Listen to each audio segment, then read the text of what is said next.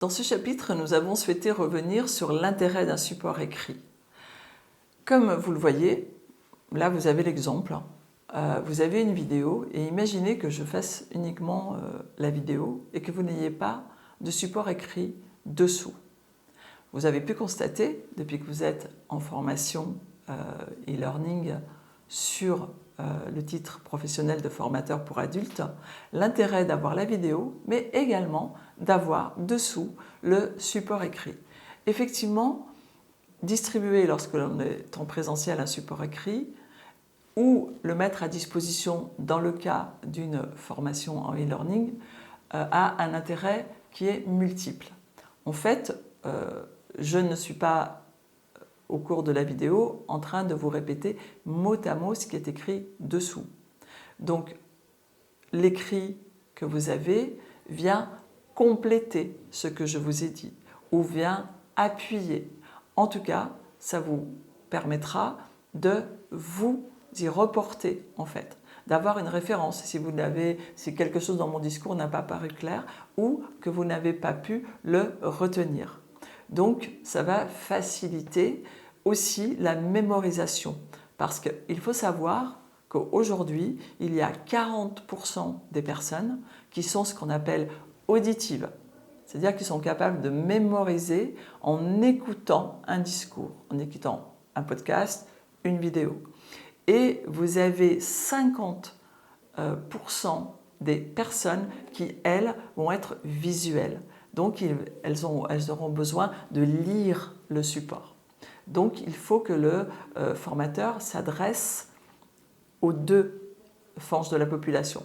Vous allez me dire « Ah, mais ça ne fait pas 100%. » Eh bien non, ça ne fait pas 100% parce qu'il y a 10% de personnes qui vont avoir besoin de conjuguer les deux, par exemple, ou qui vont avoir besoin de toucher, de démontrer, qui sont ce qu'on appelle kinesthésiques et qui vont, elles, avoir beaucoup plus besoin de mettre en mouvement différentes façons d'apprendre.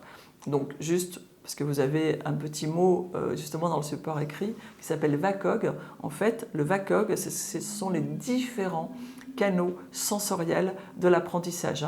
Donc le visuel, l'auditif, le kinesthésique, l'olfactif et aussi le gustatif.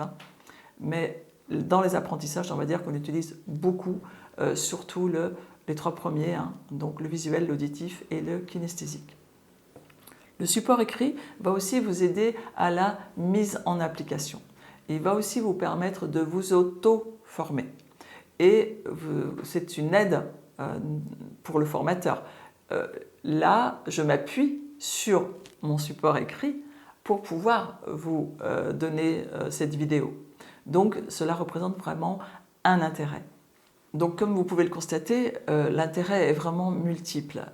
Donc, on sait aujourd'hui qu'un apprenant, il va retenir 10% de ce que l'on lit, 20% de ce que nous entendons et 30% de ce que nous voyons et également 50% de ce que nous voyons et nous entendons.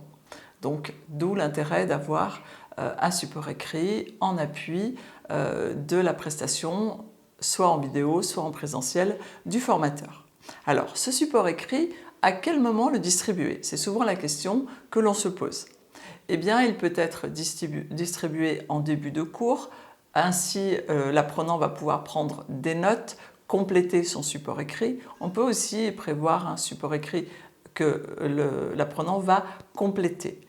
Mais quand même, il est plus opportun de distribuer ce support écrit à l'issue de la prestation du formateur. Pourquoi? Tout comme vous avez déjà peut-être pu l'observer dans vos vies professionnelles lorsque vous avez assisté à des réunions, si on vous distribue un support en début de réunion, quelle est la première chose que vous allez faire? Vous allez le prendre et vous allez vous mettre à le feuilleter et vous allez vous mettre à le lire. Et ce qui va se passer, c'est que vous allez perdre en fait ce qui vous sera en fait dit à l'oral. Et le formateur peut se retrouver un petit peu seul, puisqu'il aura tout le monde qui sera plongé dans les supports. C'est aussi pour cela que lorsque l'on est en distanciel, on n'envoie pas les supports à l'avance non plus. Parce que de ce fait-là, à la caméra, même si la personne est présente, eh bien, elle est peut-être en train de lire sur un double écran le support que vous lui avez envoyé. Donc, à vous de voir, suivant votre pratique, avec quoi vous vous sentez le plus à l'aise. Mais les deux sont possibles. Voilà, c'est juste ce qu'il faut savoir. Le support écrit, il a aussi un intérêt, c'est qu'il permet de conserver le lien un peu pédagogique avec l'apprenant. L'apprenant va pouvoir en prendre connaissance, il va pouvoir le confronter avec donc ses notes et peut-être revenir plus tard vers vous si entre le support et ce qu'il a cru comprendre, il y a un écart. Donc, dans tous les cas, cela permet de maintenir le lien. Et qui n'a pas, plusieurs années après une formation, parfois eu besoin de retourner voir un support écrit pour être sûr de ce qu'il dit, se rappeler quelques notions. Donc, au-delà que le support soit la vitrine, on va dire, du formateur, il faut y apporter un soin très particulier.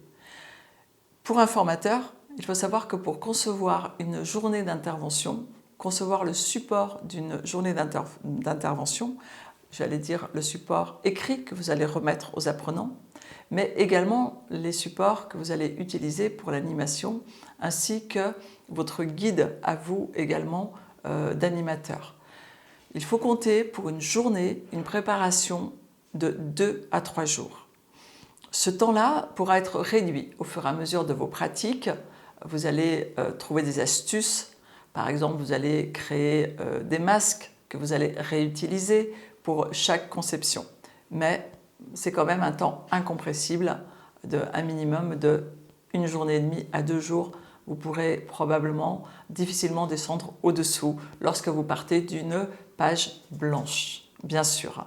Si vous avez déjà, si vous partez déjà de quelque chose d'existant, ce temps sera réduit.